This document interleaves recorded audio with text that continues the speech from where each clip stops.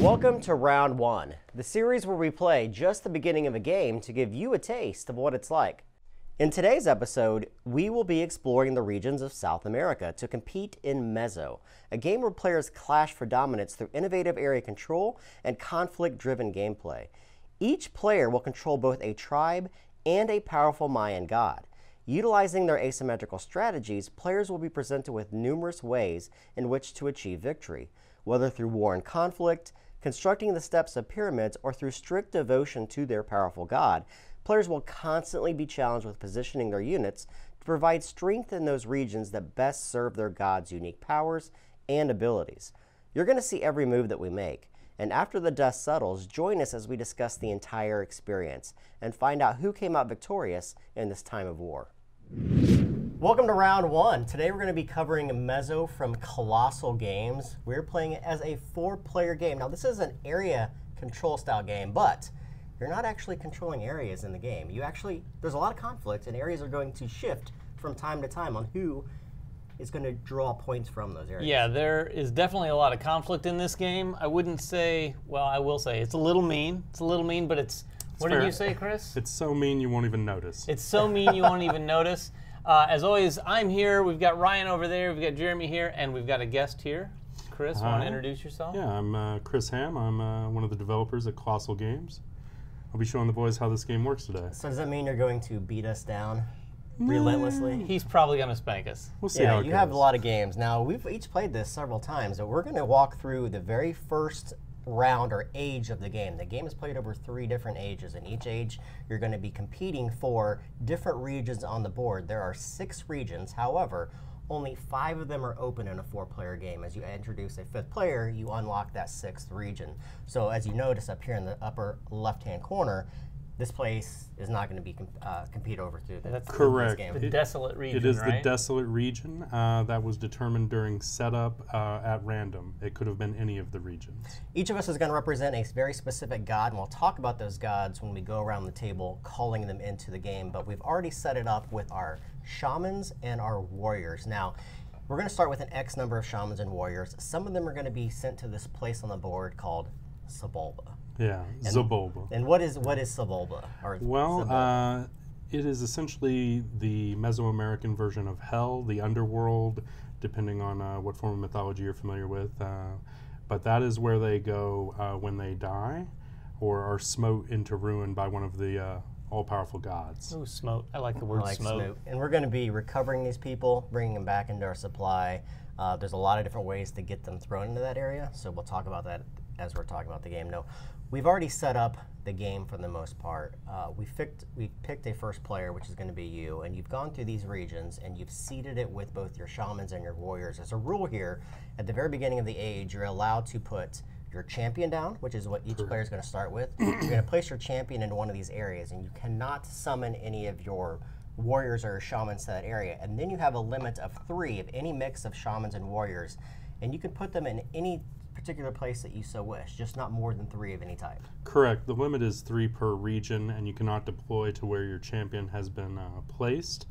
As you said, we've already begun the preliminary part of the first age by revealing a Wrathful God tile and deploying our units and selecting our initial ability for our tribe, which we will all have through age 1 and carries over age to age. We are now ready for the call step where we will bring our gods to the board. Why don't you go ahead and lead us in the call, because you're going to be the first player doing so.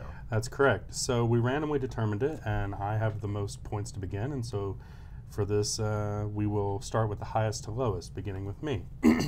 I am playing as Khan, the Quaking Mountain, an earthquake and mountain god. And I will choose one of these vertices here, known as pedestals, and place him there. Any regions that he's touching will be considered to be his regions. So I will... So theoretically, in a 4-player game, you wouldn't want to be looking at the pedestals next to, say, the desolate regions so much. Generally speaking, right, because it would limit your options for what would be considered your regions. Now, depending on the conflict, you may find yourself desperate and do what you have to. Sure. One of the cool things, too, is when he places this, each of these different gods has their own call ability. So not only is he placing it to determine which of these regions he can interact with, but also it's going to empower his god to do some kind of ability. Exactly right. So I will choose the Virtus here, Of course. adding him directly to the board. Cabracon's call ability is to move units equal to the current age in one of his regions to any region. Well, this is the first age, meaning I can do 1. The red, the light purple, and the dark gray would be considered to be his regions. And I will choose 1 in this region. And let's see, we'll go ahead and go with one of David's. And we'll send that over to the Blessed region over there. Enjoy. That's not Enjoy. so bad. Now, what was the age 1 power that you picked too? Yes, I chose to give my champion additional strength. All units in the game, be they shaman or warriors, provide 1 strength. However, the champion is a special piece. He's not actually considered a unit, and it is worth 2 strength. Now, in addition to that, by choosing this ability, each age my champion will grow by 1. So right now, my champion is a strength of 3. It's powerful. Super All right. powerful. I'm playing Ixchel, the Waning Moon. This one's about getting shaman back out on the board and manipulating them. I'm going to put this on, I'm going to put it on this pedestal right now. And what does your power do? My power lets me deploy shamans equal to the current age. I have 1 shaman here, and this is going to go into a region connected to my god. Right, which will either be Bacon or Palanque.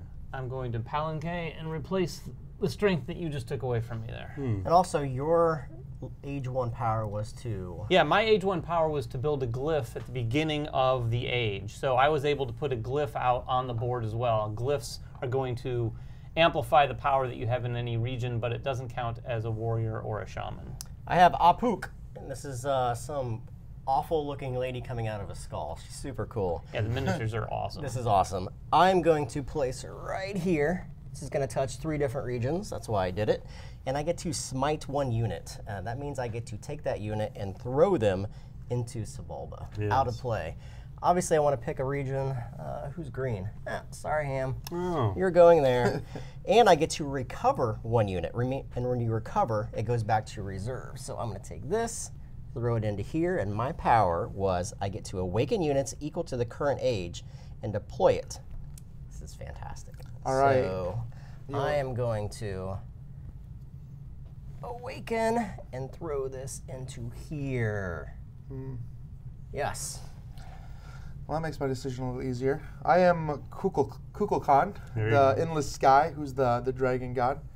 And I took the power of also being able to build a glyph. And I'm Got going to it. place my dragon there.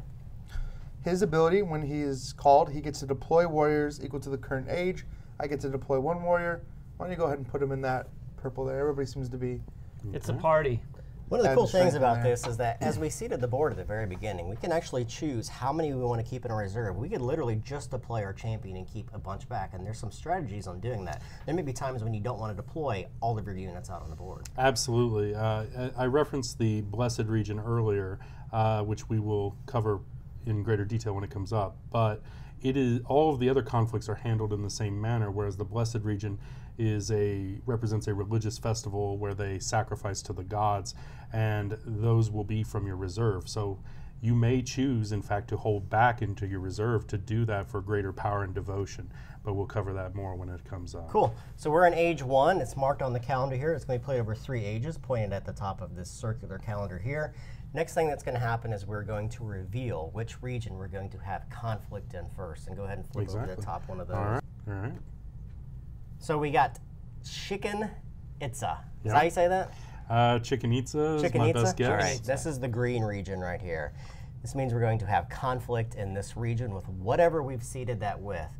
Now, strategically, this is kind of interesting because I'm the only player with someone in this region, which means to affect this, typically the player's going to have to use their abilities to call people into this region to use their ability. So we're going to talk about that. How does this entire thing work?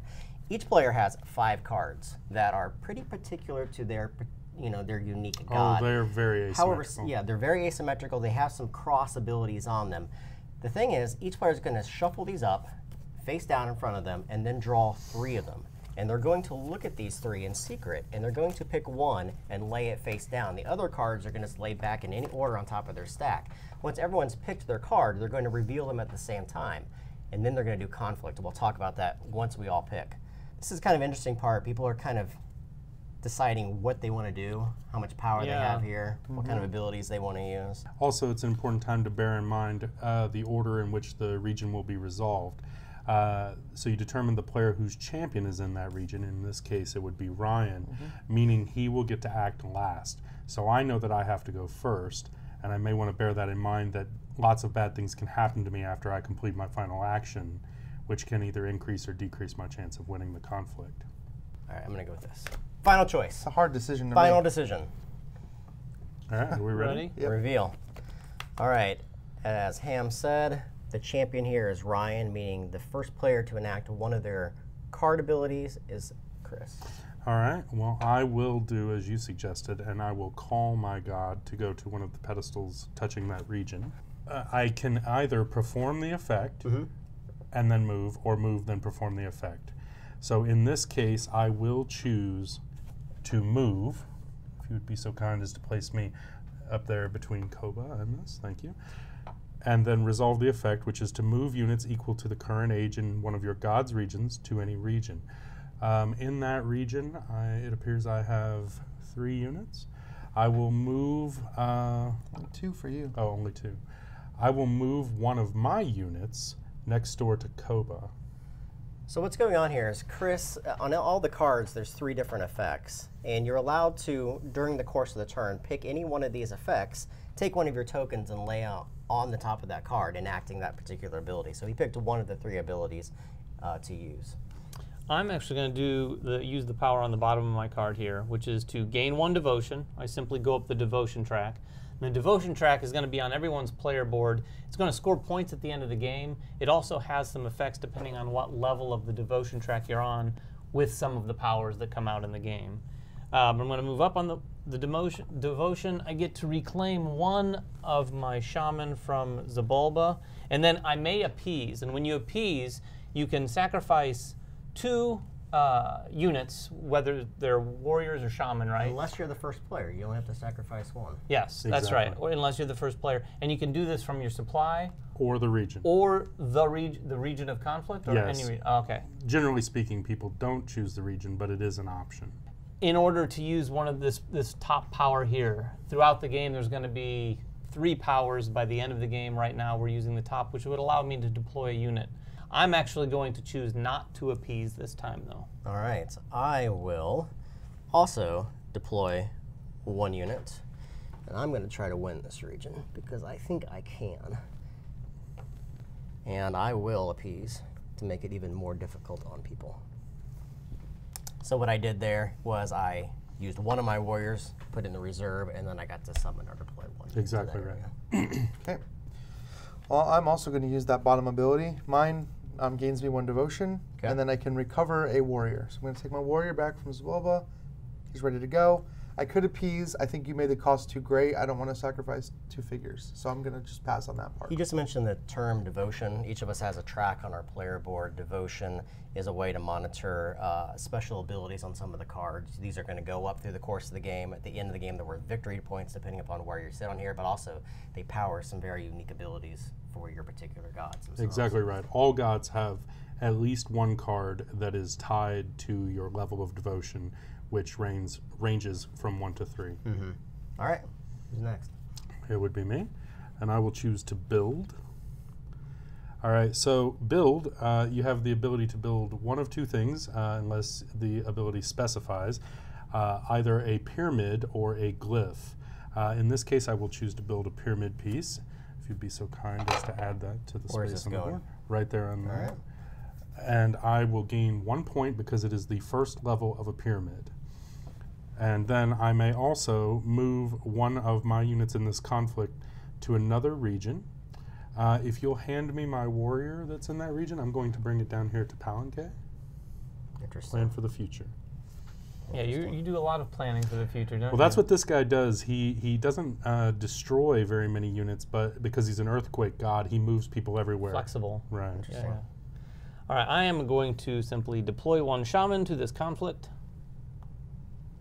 I think I'm going to win this big time, but I will do this. Gain 1 strength in this conflict. I'm going to take one of these tokens, put it on my board to note that I have 1 extra power for this, and I gain a victory point for just doing that, which is pretty cool. Your turn, Ryan. Well, I'm going to build a glyph into this conflict, not because I think I'm going to win this conflict, but because this glyph is going to stay out here on the board, and I could use this potentially in a future era. So we've each taken 2 actions, and that's all that's allowed in a typical round, unless someone pops one of their glyphs, meaning they expend the glyph in that area. No one has any glyphs except Ryan, who just placed one there. So he has the ability now of taking the 3rd action on his card, but he has to remove that glyph. The glyph also has the ability of adding 1 extra strength residual for the rest of the game as long as it stays in that particular area. If you add an additional glyphs, each one provides that strength. Yeah. So you can dedicate very heavily to one region in particular if that fits your overall goal. Yep. Unfortunately, using the glyph or leaving the glyph none of it's going to help me win that scenario, so I'm just going to leave it be for later. All right, so we've all passed. Now what happens now? All right, well, we will compare strength in the region. It appears that Jeremy is going to be winning the region. Jeremy has 5 and I have 4. So victory points equal to the age. Right, we will resolve the four. what is called the altar. Each region has a different value in points and or effect, and those are randomized at the start of the game. The player with the greatest strength wins it and resolves that immediately. Game over, I win. Wow, I mean, thanks for watching. But once the altar has been resolved, there are actually additional ways to benefit from conflicts through what are called the calendar and the codex. The calendar is tied to having the most priestesses, most shaman in the region, and the codex is tied to having the most warriors. In that case, it's going to be David for the shaman. I've got 3 of the shaman, so I'm going to take this one and put it... I'm going to put it here and gain 2 devotion. Go up that devotion track. Each of these yet calendars more. and codex provide pretty powerful abilities for the characters that are able to have the most in that area. And you don't have to win, which is fantastic. I'm going to win the warriors. And I'm going to take my warrior, and I'm going to... I got to build a glyph, because that's too powerful. Build a glyph. The glyphs are beneficial. Now, we'll have to be in one of your god's regions. Man, this seems... The other thing to keep in, the other thing to remember about the calendar and the codex is at the end of a phase or at the end of an era, or age rather. Each of these is going to be worth 2 points for the player that has them there. Substantial. So everything, the conflict is done in that area. So everyone's going to pull back all of their units back into their reserve, including their champion, which comes back to you. The glyph is going to stay, which is fantastic for you in the next age. That's it. That's one of the regions. Now that region goes away, and we're going to reveal the next region, which is Koba. Which is the blessed region. It is the blessed region. So you're going to notice that Koba doesn't have a typical altar in this area. It's got this 8 victory point tile on it. So we're still going to be competing over this. But the trick is we're not going to be using any of our cards. This is kind of a bidding aspect to it, in which we're going to be using the units that we have available to add to the power that we already have there in order to win the region, but also to gain some extra devotion. Gain devotion. So let's walk through this. Who's going to bid first, and how does it work? Okay. Well, as there are no champions in this region, it is determined by the player with the most points and resolved downward. So in this case, it would start with Jeremy. All right. And so he will have to decide how many units from his reserve he would like to sacrifice, place those on his god card, gain 1 devotion for each unit sacrificed, and each of those units will be adding 1 to his strength for the final comparison at the end of the conflict in the region. However, in descending score order, everyone else will have the opportunity to follow behind him and do the same. Now, regardless of whether you win the region or not, all units that are sacrificed for devotion will be added to Zabulba. Okay. So I'm going to just put 2 in here. So I'm going to put these. Put them on your god card. Oh yeah, I'm going to put them on my god card. That's going to give me +2 strength to this battle, and it's going to give me 2 devotion. So now my strength is sitting at 1, 2, 3, 4, 5, making me win right now. But obviously, the green player, Hamm, you're probably going to outbid me. You would be wrong in that case. I'm not going to bid anything. Boom. Yeah. All right. So next we go to me. you, of course he's going to outbid me. I am going Your to outbid strategy's you. all about devotion. I am You know going that. to outbid you. So you have 5. I have 5. And there's no champion, so what would the tie go to? The tie goes to the player with the lowest score involved in the tie. So All you right. obviously just want So to I bid. can just bid 1. 1 devotion. 1 devotion. Yep. And 1 strength, which Yep. means you're going to win the tile. You're going to gain 8 victory points. So you guys are both at 5? We Yep. are, but he's going to break the tie Well, because he's... I'm going to break the tie. Oh, you... Oh, Because I'm going to sacrifice all 5 of mine. Oh, we Forgot. forgot about that. forgot about Ryan. That's the Sneaky. benefit of being last. Forgot this guy on my left. Yeah, The he's benefit very, of being last he's- is that I can I watch what completely everybody forgot, else does. honestly, that if he wasn't there, he could participate. he's very so you move back on sneaky your and he's devotion. very blessed. Well, I still So, get a devotion. You still get the Yeah, Yeah, devotion. you get 1 devotion. You So I still move my get the devotion devotion. by 5, Yep. and then 8 points.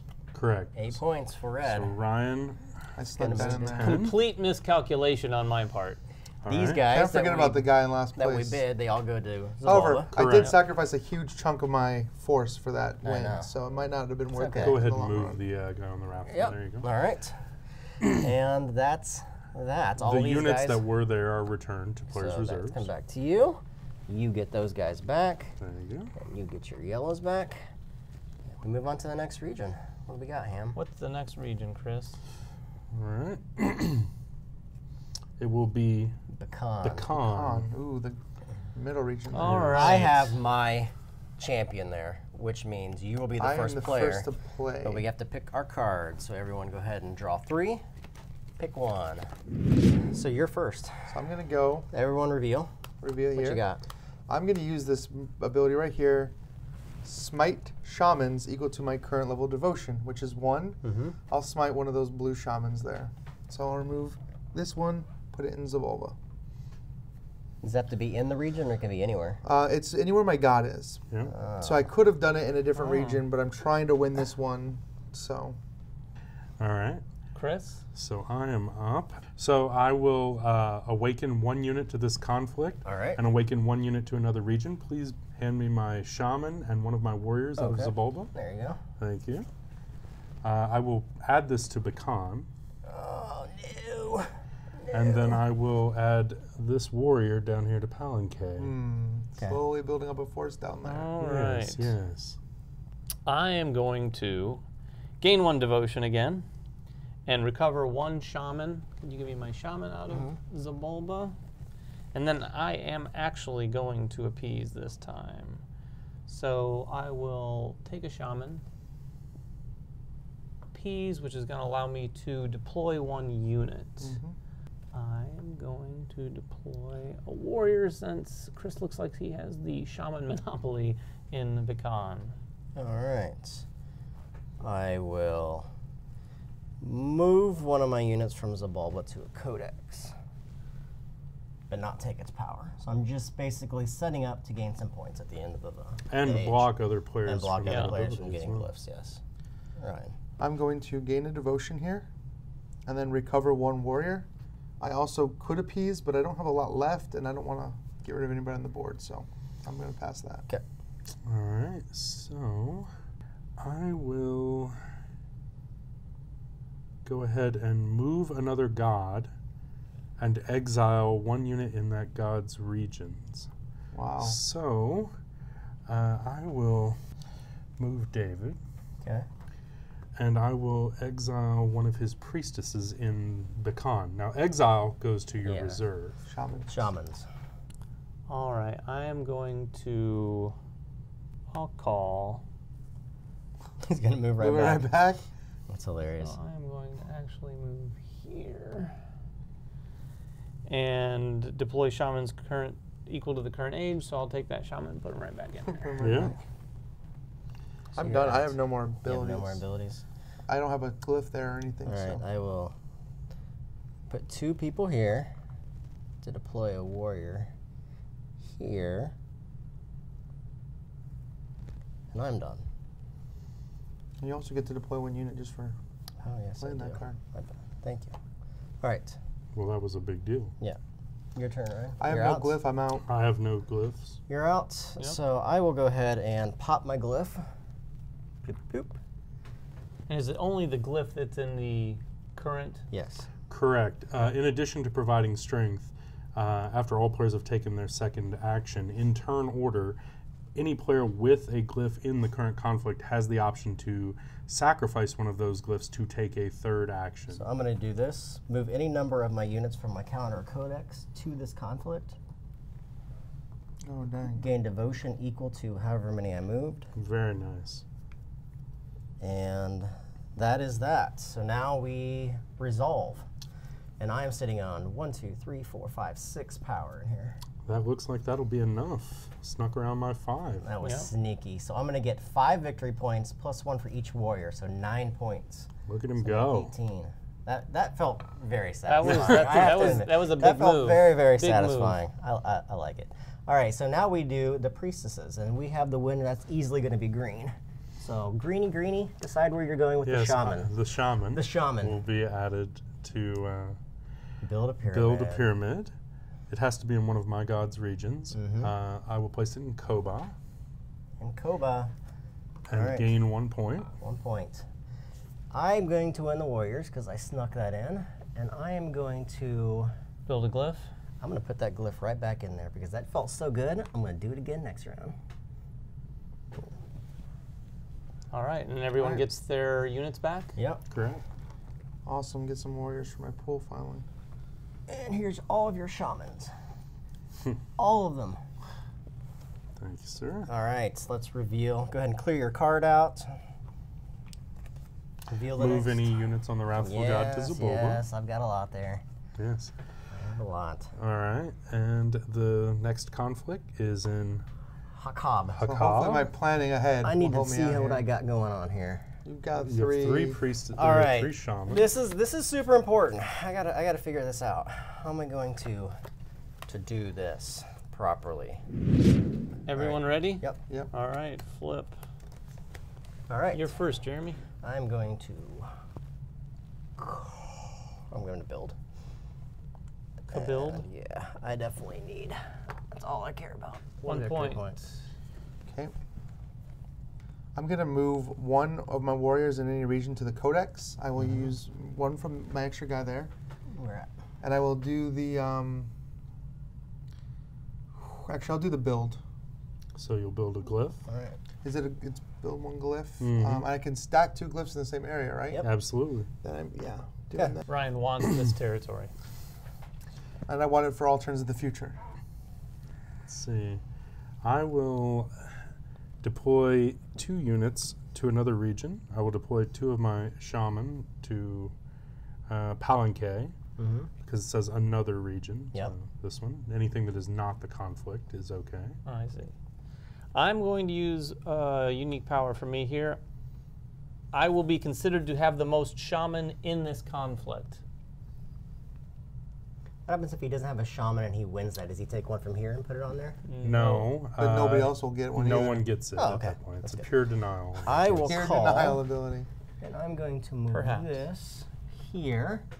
Whenever I do a call, I get to recover 1 unit equal to the current age, and I get to smite 1. Now recover will actually go to your reserve. You're right. You're but right. I will. Nice try, though. Yellow? Smite takes it straight to Zabulba. Oh, Correct. yeah. Yellow. Yeah, he's trying to secure his most warriors. Yeah. All right. I will gain 1 devotion All right.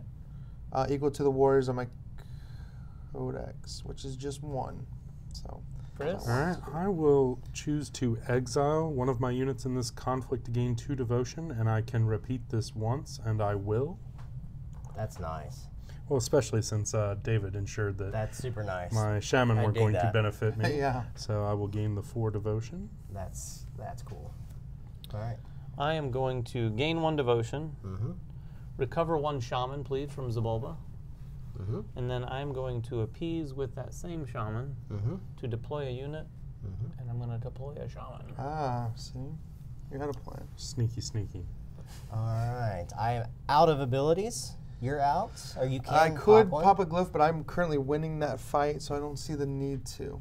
All right, and that's it. So now we're gonna resolve the thing. All right. I'm Alright, guessing so I have- Ryan I has have the strength. Strength of the total strength. I have 5 right there. So you that get tile's. No. You got 1, 2, 3, 4, 5, 6, No, 7. that's No, David. that's me. David. David's Oh, that's champion, David. My actually. bad. You do have 5. Yep, so 1, 5 2, 3, points. 4, 5.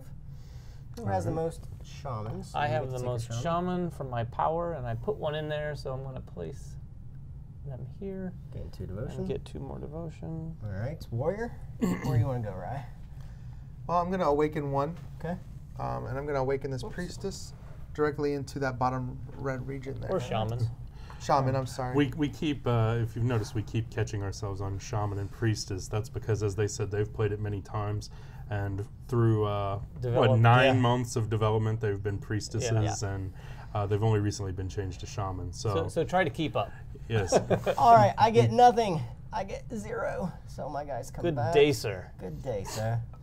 And pass those back. The glyphs. How did remain. that taste, Yeah. David?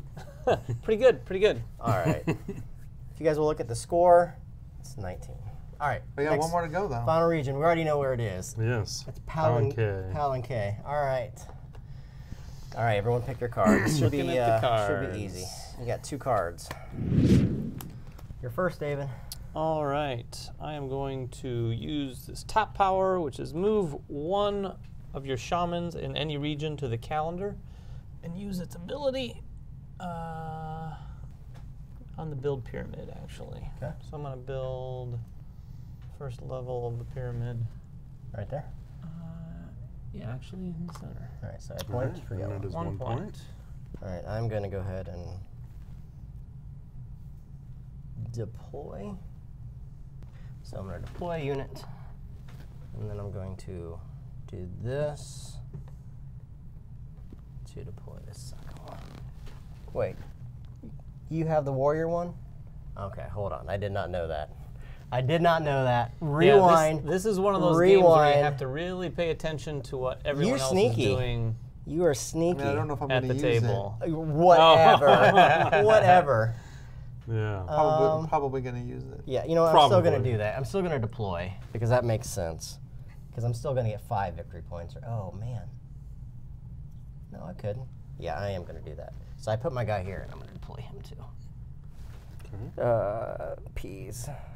Sacrifice one of your units. We may do this episode in 2 parts while Jeremy takes his No, I didn't realize he had Yep, the same well, I'm gonna shaman use ability it. with his warriors. I am considered to have the most warriors in this conflict. Oh, what a surprise. Still doesn't give you the points though from it, which is good. I will You get your little call. So if You would got is kind of move, the antithesis Cabra Oh of my Khan god. to the They are. remaining pedestal down Yep. there. Okay. And allows me to use his ability, which I will use following the move. Move units equal to the current age in one of my god's regions to any region. And I think we need to send one of Jeremy's warriors on vacation. Oh. We'll send him over to Pecan. It's very Good. nice this I time like of year. pecan. Pecan's nice. It's lovely. All right. My David? turn. I am going to gain devotion equal to the shamans on the calendar. I have 3, so 1, 2, 3. I'm also going to call. I'm going to move back into this lovely region, prepare myself for the next round. And when I call, I get to smite 1 unit. This might. Well, interesting. Why? I think it still gives me. I'm still leading, and then I get to recover. So, recover. Right? Shaman ability or that warrior ability. Let's do this. Gain 1 devotion. Mm-hmm. Recover 1 warrior. I don't have any. However, I may appease. So I'm going to do that. Okay.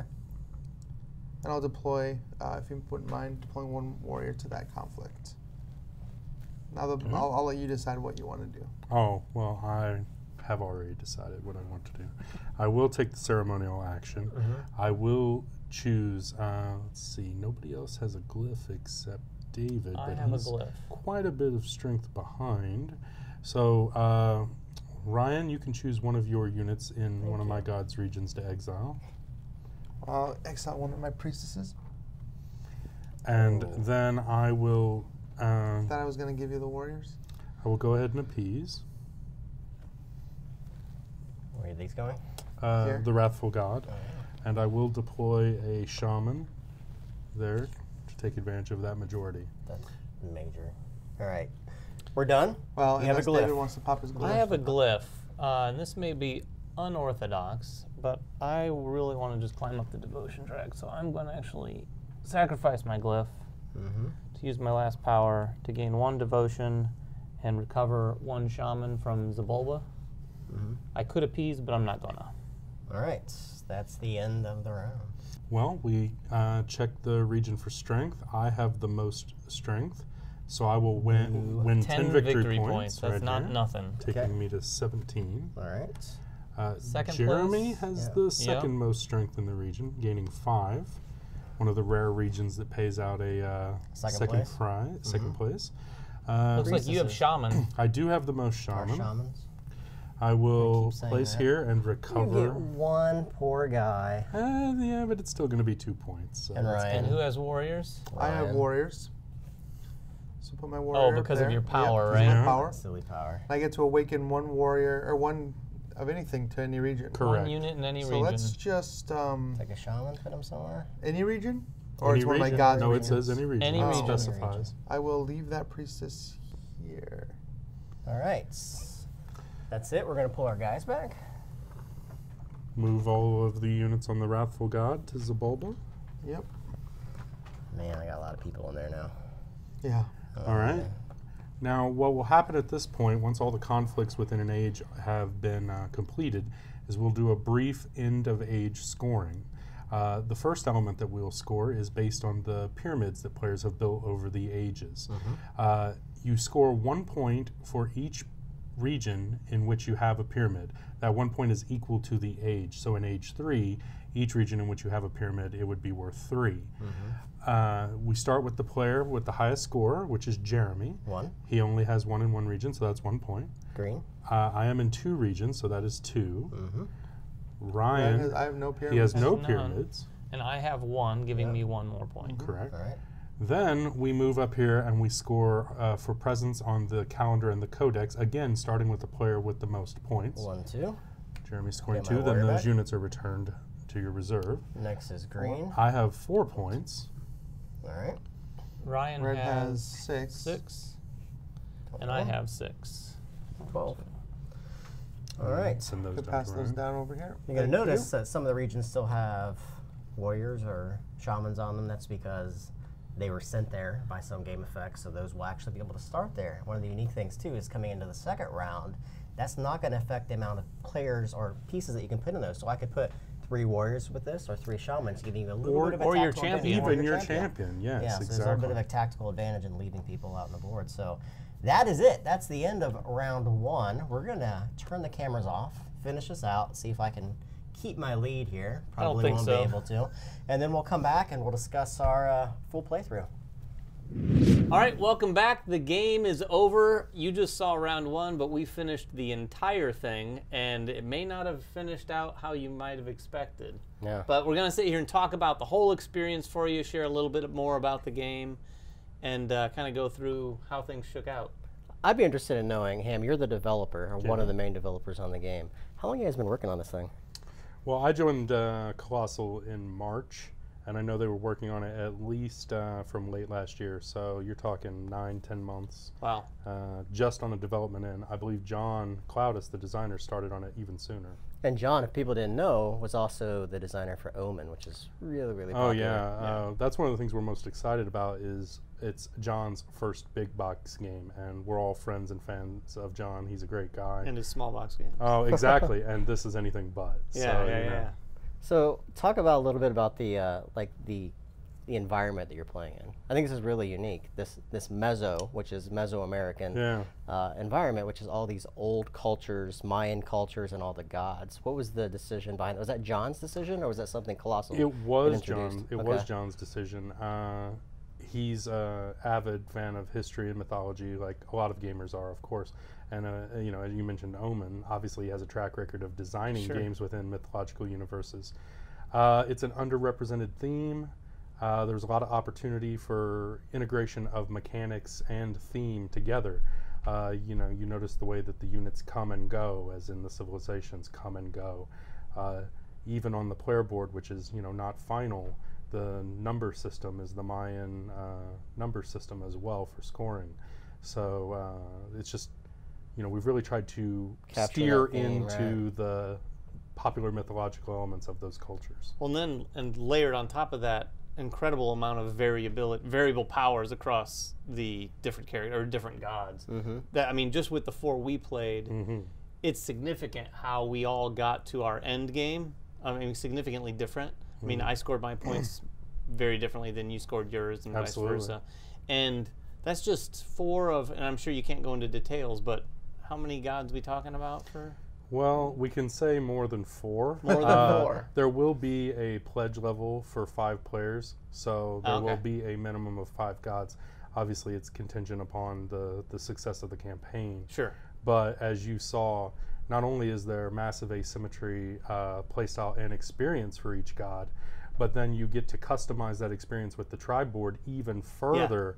And one of the giddy little pleasures as a developer is when I watch that and I see all 4 of us play that, and not a single player took all 3 of the same abilities. That's interesting. So, and yet, you know how things played out. Yeah. So, Yeah, I think that asymmetry and variability, I mean, is huge for this game. And you managed to keep it thematic. I think all of the gods felt like they operated the way you'd think the god should operate just from looking at it. Yeah, we were all able to equally annoy each other with our god's powers throughout the game. Yeah, I mean, there's two big draws for me. One was, we had talked at the very beginning at the round 1 that it's not it's area control, but it's done in a very unique way. Like most area control games, you go, you lock in position, you build a stronghold, and you try to defend that stronghold and maybe try to spread out from that. In this, you're battling for a territory in one of the ages, but you're going to very temporarily, but you're going to lose that, and then you have to rethink your strategy.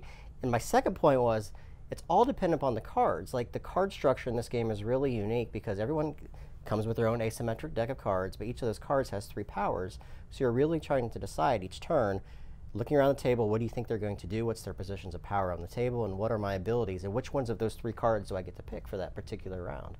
Very interesting. What's really cool about the card choice too is you're looking at 3 and you're choosing one of those to play, right?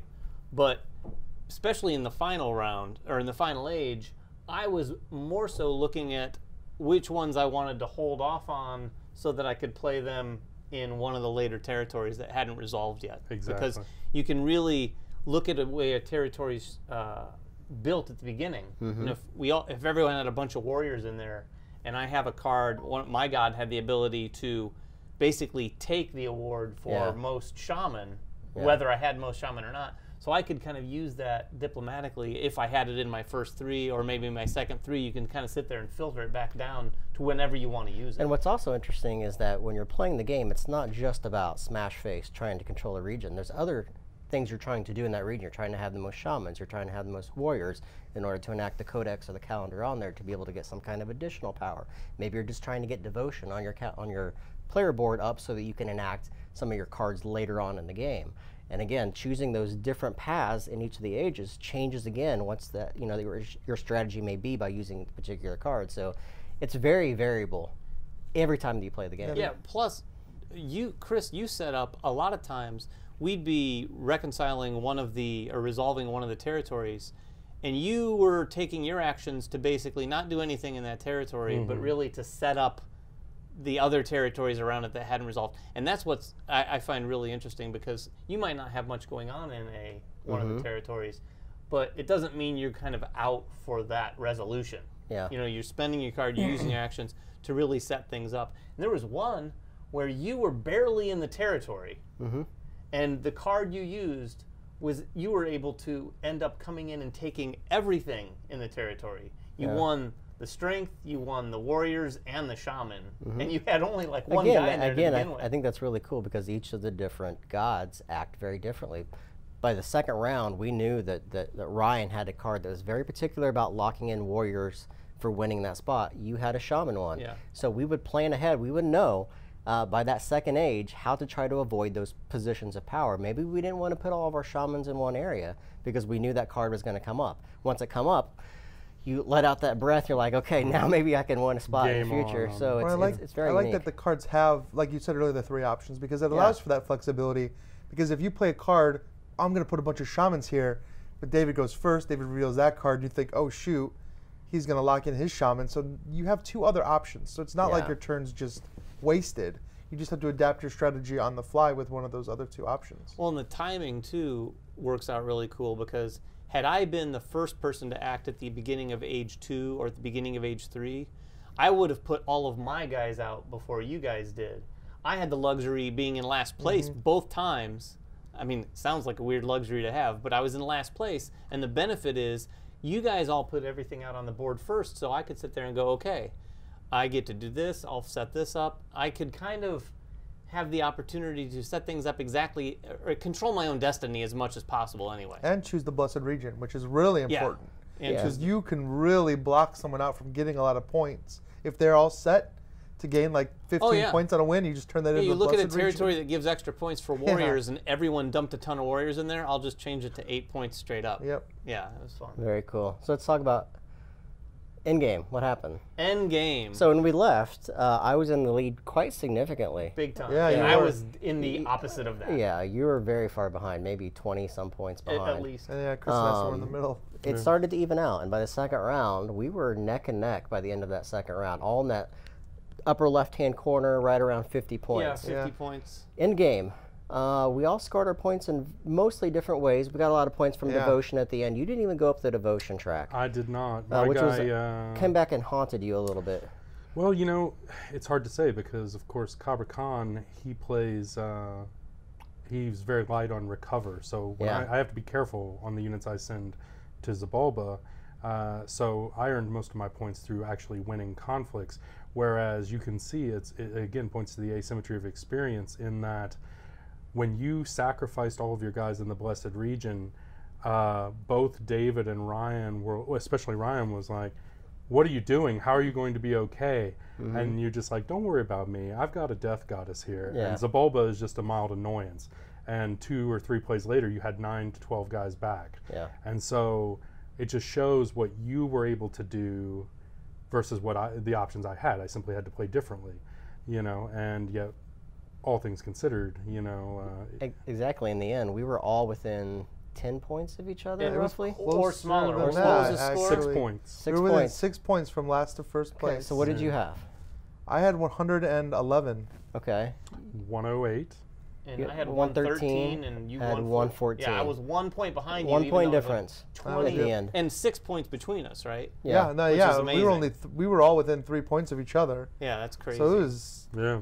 it was a very close game, and when it gets that close, it's you could look back and you're like, oh man, like yeah, like what whoa, if I had done what this? If I had if done the that one thing minor little different thing- in fact, in there was round one one. thing he could have done slightly differently in the very last round, where he could have smited a different one of my units, and it wouldn't have made the difference between you and I, but it would have put me back in last place for sure. Yeah. It would have changed things quite It dramatically could have. for me. Yeah, there's a very good chain reaction with everything you do. Well, If so you they if were- you decide to do that, it may have affected Sure. something else. Well, you can't across tell. the Like board. there were definitely times when I played moves like against Chris because I was like, well, Chris is going to be so far ahead that like I need to knock him.